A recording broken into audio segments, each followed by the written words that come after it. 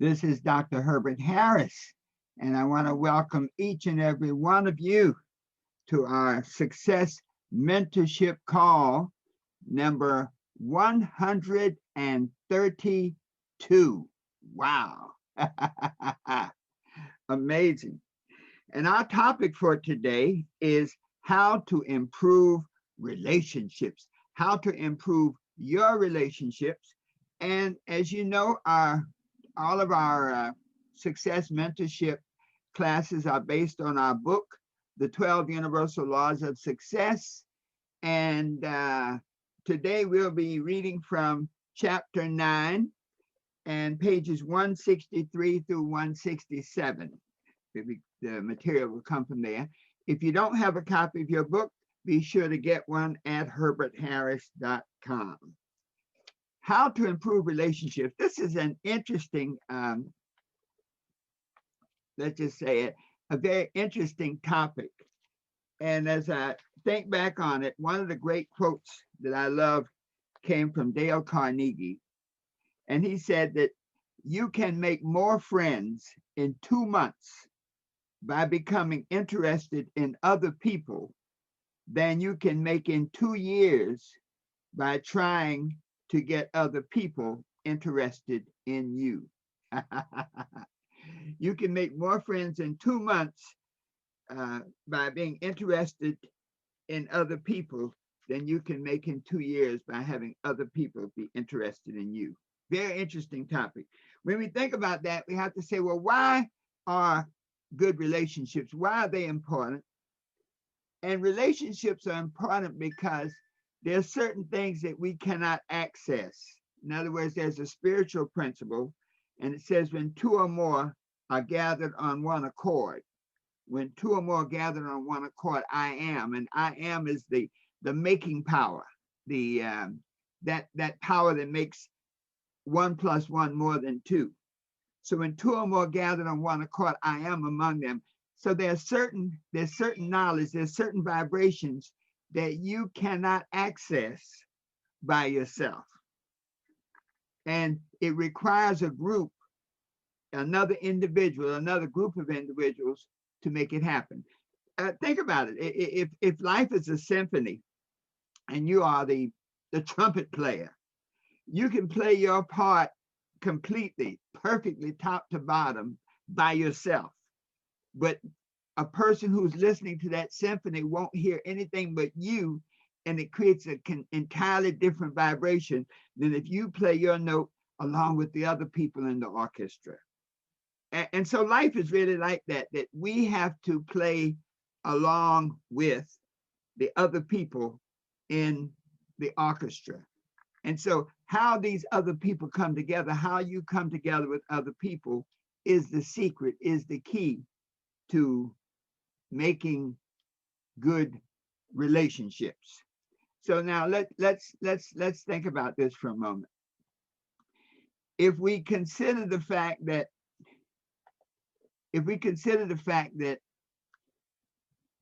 we can only share what we are. And so in order to have good relationships with other people, we must have a good relationship with ourselves. And it goes back to a previous class that we talked about, that, in other words, that you must see yourself in a certain way that creates a vibration that makes other people want to be a part of what you're doing. So, in other words, Reverend Ike used to have a sermon he gave, and it was called "I Meet No One But Me."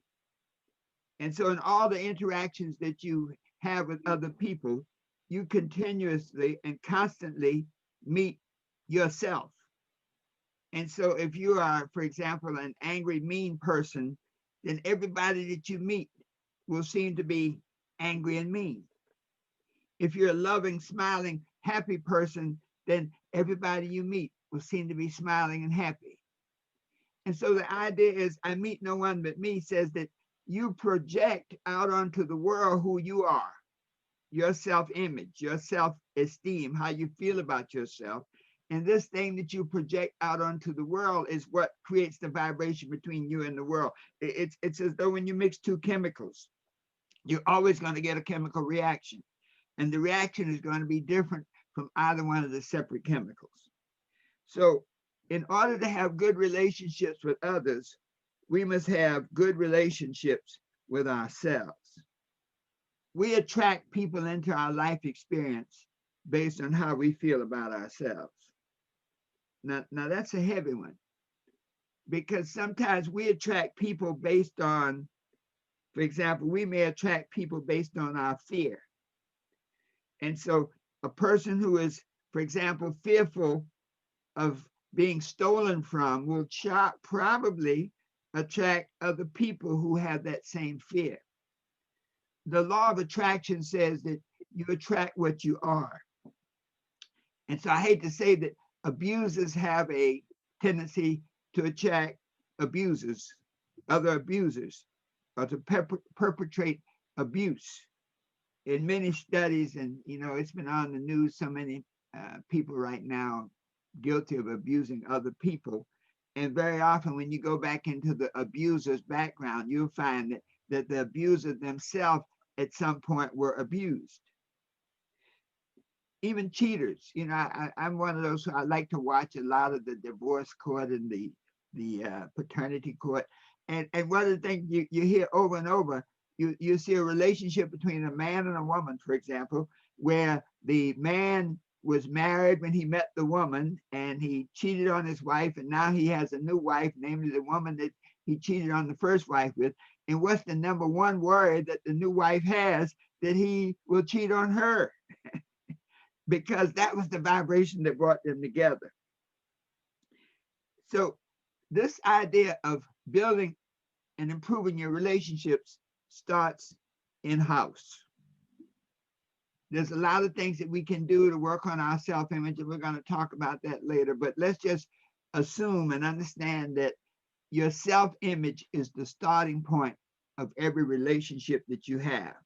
And so as a result, the interactions that you have with other people will be based on how you see yourself and how you feel about yourself. Many times we think about relationships in terms of dependence. Some people look at a relationship from the person or through the lens of being of another person providing something that they don't have. You'll often hear that phrase, he or she completes me. And when you hear that phrase, you have to ask yourself, what does that mean? Let me hit this button here for a second. Okay. All right. Okay, good. Okay. That he or she completes me. What's the implication there? The implication is that you were not complete until you got involved with that other person. And that is a basic undermining of your own self-image, an undermining of how you feel about yourself.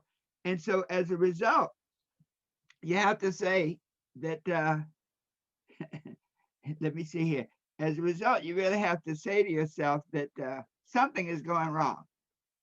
Something is definitely going wrong. And as a result, let me see. Okay, you're good. Okay, let me eliminate that for a minute. Let's see, I'm doing something that, okay, got it. And so when we find that we're in a relationship where we're expecting somebody else to complete us, where we're expecting somebody else to make us whole, the underlying assumption is that we're not whole and not complete without that person.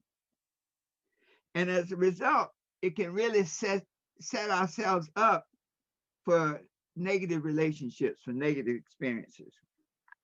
There's a beautiful quote, and I think Eleanor Roosevelt said it. She said that nobody can, where was her quote? I love her quote. She basically said, nobody can make you feel inferior without your consent. Nobody can make you feel inferior without your consent. And so when we enter relationships of dependence, we're literally depending on someone outside of ourselves, making us feel good or bad about ourselves. And so once again, back to that first premise, if our self-image and our self-esteem is one based on ignorance, fear, criticism, and all of the negative emotions, then there's a tendency for us to attract people who complement those negative emotions. Many times we let life circumstances dictate relationships. And this idea of needing somebody, when we work with young people, very often Sandra and I, in talking with young people, we try to counsel them to not rush into relationships, one, and definitely not rush into having children. And the reason is that children change the dynamic. Now, they're beautiful and they're blessings, but as a result of a person, let's just say a lady, even a couple having children, it changes the dynamics. And so sometimes your life circumstances, the fact that you have a child or children or something outside of yourself that you are responsible for, it can put you in a situation where you literally get into relationships based on your circumstances. And we've seen it happen so many times. People will be in relationships where that's not positive, it's not good for them, but they feel, now this is important, they feel that they have to stay in that relationship because of the things that they need to maintain themselves and maintain their families. When we think about that, other people now can use your circumstances to control you. Some people can use weakness to control another person. So if a person feels they need this relationship to maintain their circumstances and their situation, the wrong person can use that need to control them and even to abuse them, because they know that this relationship is based on an agreed need for completion or to sustain yourself and your family. Other people can use fear, criticism, rejection, and pain as ways to manipulate people in relationships of dependence. The ideal relationships are really those where you have two people who feel good about themselves, who feel complete within themselves, who then choose based on the desires that they have for their relationship with other people, but then choose to be in a relationship with someone else. And so you have two basically independent people who choose to create an interdependence that enhances both of them. We say when two or more gather on one accord, and that accord is one of faith, it's one of love, it's one of encouragement, it's one of upliftment, and the harmonic effect takes place and great things happen. We see relationships where people just flourish, where everything just goes right, goes perfectly right. For those of you who are watching on Facebook, on Instagram, I thank you so much. And as you're watching, I'd love for you to just maybe share this broadcast with other people, because this idea of relationships is so profound that it can dictate literally the rest of our lives. That once we figure out the key to building and creating and experiencing positive, uplifting relationships, then we can find ourselves on the path to the life that we desire. So let's look at this. There's a thought about building relationships, and it says that when people tell you who they are, and see, relationships are based a lot on communication, really totally on communication. When people tell you who they are, believe them. When you may have a relationship of dependence, there may be a tendency when people tell you who they are you reinterpret it and reframe it based on who you need them to be. If you need them to be a person that takes care of you and your family, then you can reframe what they say in a fashion of, it may be, well, they don't really mean that.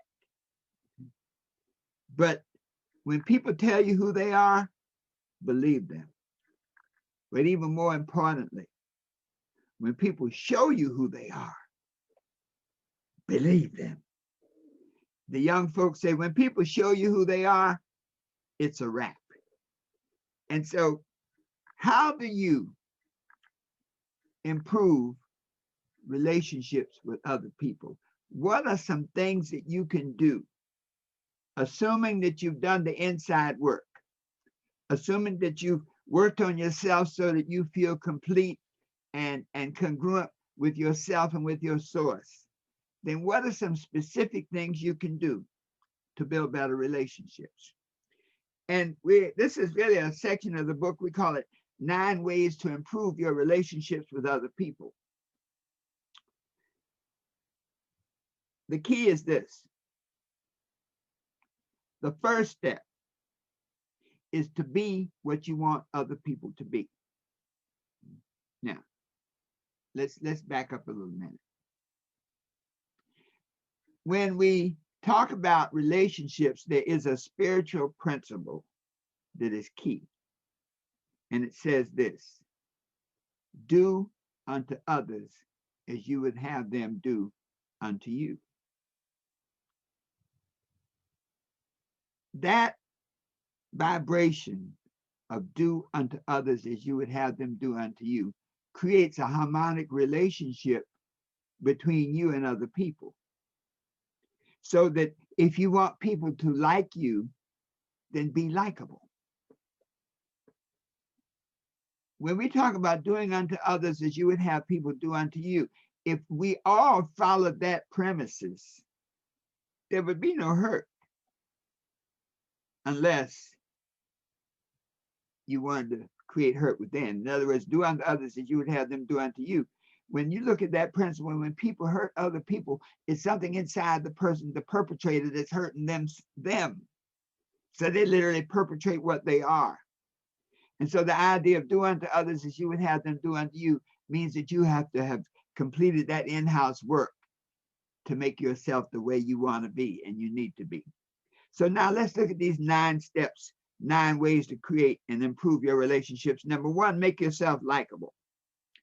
You see, the power of being liked is awesome. People will do stuff for you when they like you that they won't do, that you can't demand of them. One of the interesting things I find about, especially in men, with respect, that we can, as a man, you can demand respect, as people often do, which creates a vibration centered on ego, or you can earn respect, which people often do also, but that creates a vibration based on service. And so this idea of making yourself likable, it means first that you must like yourself, but it also says that you now radiate that vibration, that you like yourself, that you honor yourself, and that you're willing to share that with other people. There's a great principle that says, a person who hath friends must show themselves friendly. So the best way to create friends is to be friendly. So that number 1 step, make yourself likable. When people like you, that is an awesome power that can help take you to your success destination. Number 2, and what I love about these 9 steps, these are little things, but they're like seeds that create great vibrations and great relationships. Number 2, always remember people's names. There's no sound more pleasant than the sound of your own name. When you remember people's names, there's a subconscious interpretation that they like you, that they respect you, and that they feel that you're special. When people remember your name, it confirms and it honors your own individuality. when you're around some of the great ones, they have various techniques to learn people's names. As a person who does many live seminars, that one of the first things that you do in the opening part of the seminar is an exercise where people share their names, so that for the rest of the experience, you can refer to them by name. Just by being able to call a person by their name, you've created a harmonic, a positive harmonic of relationship. The third way to improve your relationship with other people is to express appreciation for what other people do. Express appreciation for what other people do. When you appreciate others, you're literally saying that they are valuable. You're literally giving value and validation to their efforts. And once again, everything you do is a harmonic. It creates a vibration. So when you demonstrate appreciation for other people, it creates a vibration, a harmonic that manifests in goodness between you and that person. Number 4, be lavish in your praise. There's a beautiful saying. It says, whatever you praise, you raise. So when you praise another person, you're literally expressing approval for what they do. And when you express approval to people, that's like a positive harmonic. It inspires them to do even more. It inspires them to be better. You know, when you watch professional sports and you see, why do they need a coach? All of these guys are multimillionaires. They make all these millions of dollars because the coach is kind of a father and a mother figure. And that these men, big, 6 feet, 10, 7 feet, they still need that praise. They still need someone to say, hey, you did good, man. You made the shot. You got through the goal line. So when you praise other people, you're sending out a vibration of respect and love, which improves your relationship with them. Number 5, I call this Sandra's rule. And what it says is this: listen intently to other people's words, comprehending, understanding, and reacting to them. Let me read that again. Listen intently to other people's words, comprehending, understanding, and reacting to them. This is the crux, folks. If you can't listen, you can't love. If you can't listen, you can't construct an empowering relationship. So many people, when they're in a conversation, the entire time that one person is talking, the other person is thinking about how they're going to respond and what they're going to say. So you literally have 2 people standing there, each one really waiting for the other person to stop talking so they can start talking about what they want to talk about. Very few people really listen to other folks. You see, how you listen is much more important than what you say. Back to our first quote, it says, you can spend 2 months letting other people share their information, share their glory, share their story. You can create better relationships than you spend 2 years trying to tell people how great you are. And so when you listen to another person, you are acknowledging their humanity. And not only that, listen to their whole story first. You know, one technique that I love when I'm speaking with folks and they're sharing something important to them, it's a way to like pull it out. Wow, is there anything else?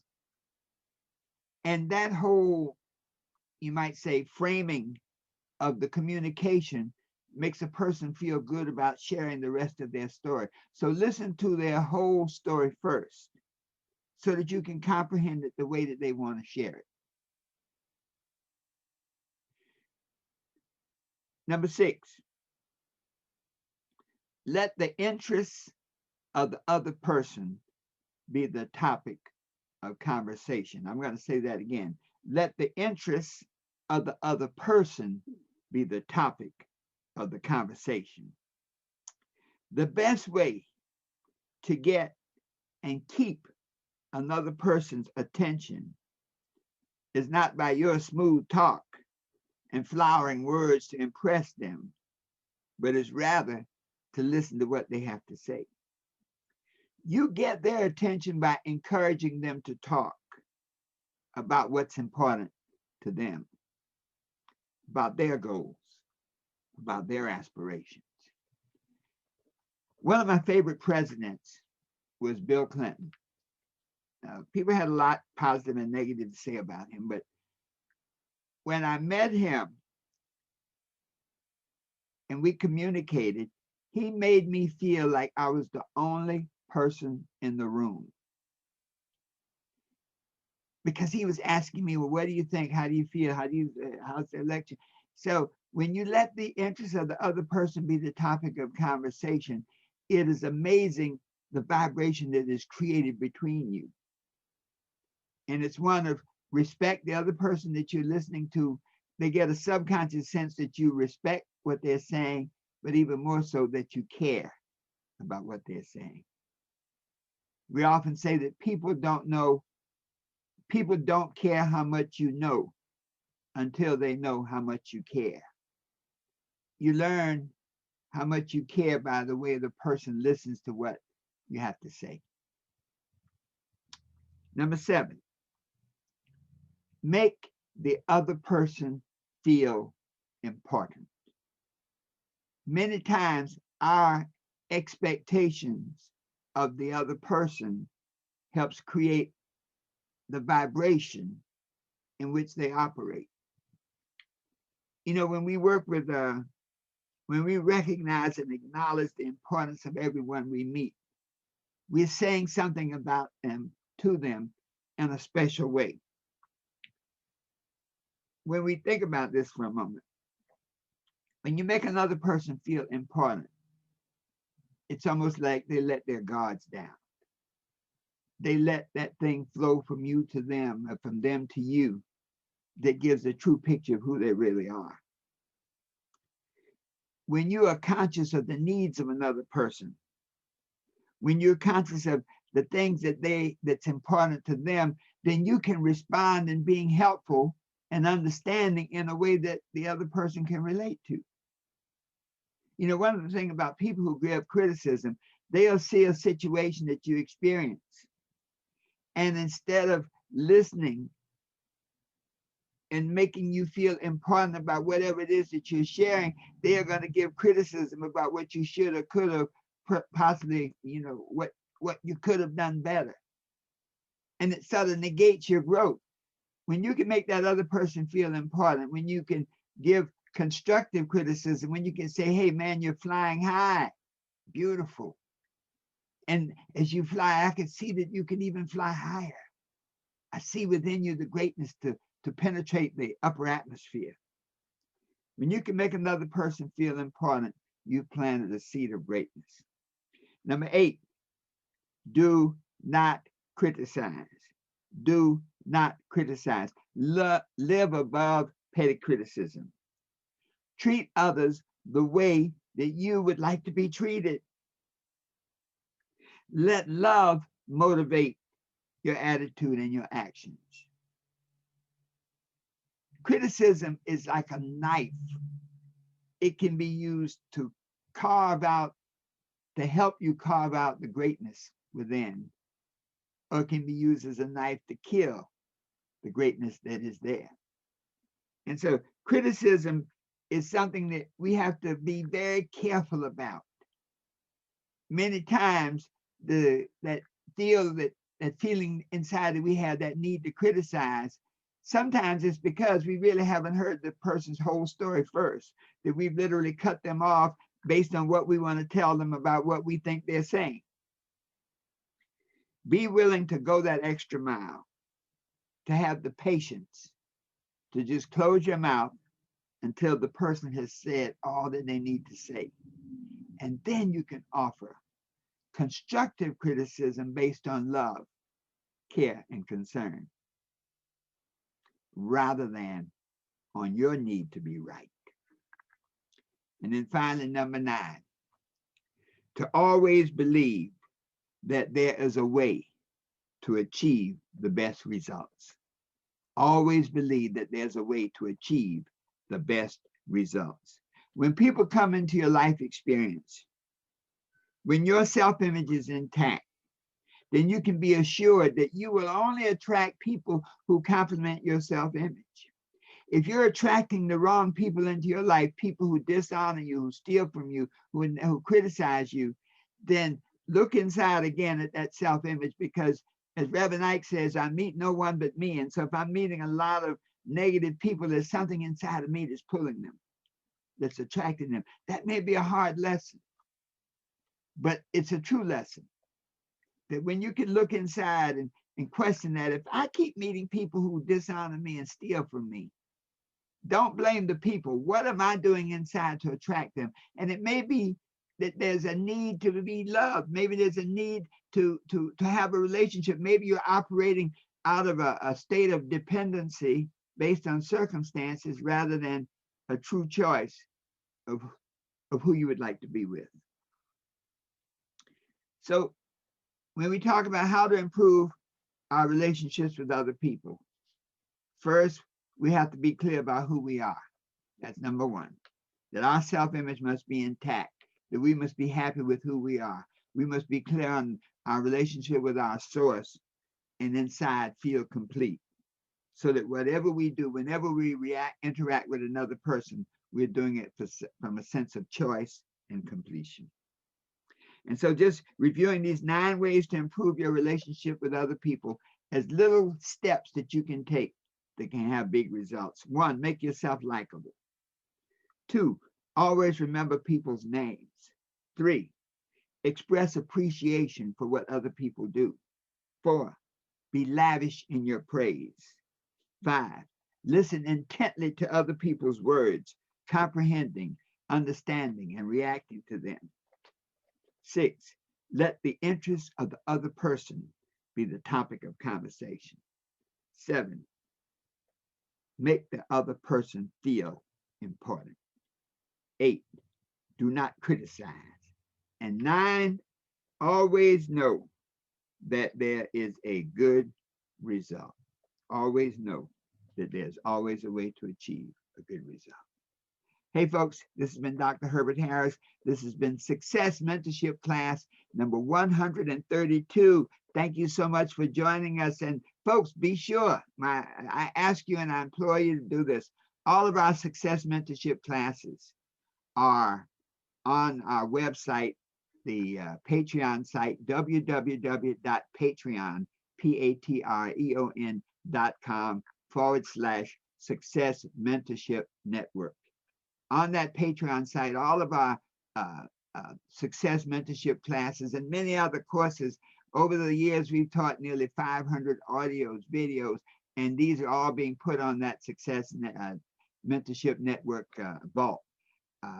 One of my great friends, Mary Harris, she joined yesterday, and she was sharing that when she joined, she went into the Success Vault and she took a listen to one of our programs, and it was just what she needed to hear at that time. So welcome, Mary. Thank you for joining us. And to each and every one of you, join us, the Success Mentorship Network, where you have all the success tools to help you be what you want to be, do what you want to do, and have whatever you want to have, always knowing that the best is yet to come. So it is.